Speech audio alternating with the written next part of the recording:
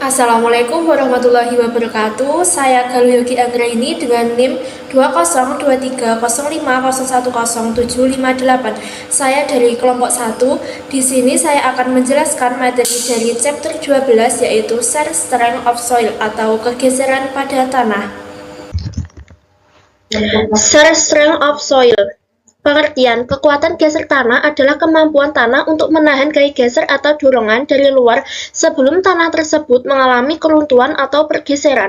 Uji geser langsung adalah salah satu metode paling umum untuk menentukan parameter kekuatan geser tanah. Dalam uji ini, tanah ditempatkan di dalam kotak geser yang dibagi menjadi dua bagian secara horizontal. Beban normal diterapkan secara vertikal, sementara beban geser diberikan pada salah satu bagian kotak secara horizontal, sampai tanah mengalami kegagalan. Hasil uji ini memberikan sudut gesekan dalam dan kohesi dari tanah, yang merupakan dua parameter penting dalam analisis kekuatan geser. Meskipun uji ini sederhana dan cepat, keterbatasan utamanya adalah bidang kegagalan sudah ditentukan oleh desain alat, sehingga tidak selalu mencerminkan kondisi kegagalan alami di lapangan. Tujuan uji geser yaitu 1. Menentukan parameter kekuatan geser seperti kohesi dan sudut gesekan dalam. 2. Menguji teori Mark-Coulomb dalam menganalisis kegagalan tanah tersebut akibat kombinasi tegangan geser dan normal.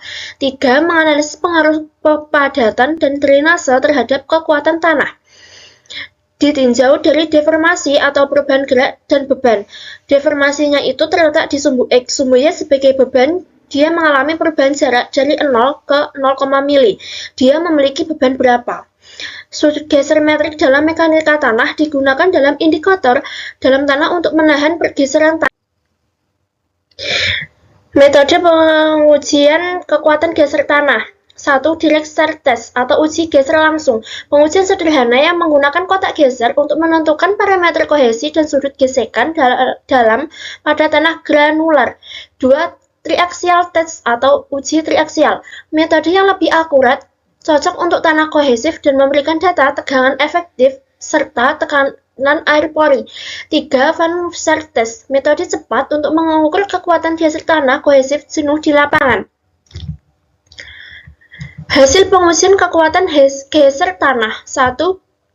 Sudut gesekan dalam menggambarkan kemampuan tanah untuk menahan gaya geser, khususnya pada tanah berpasir atau granular. 2. Kohesi menggambarkan kekuatan rekat tanah tanpa pengaruh dari tekanan eksternal.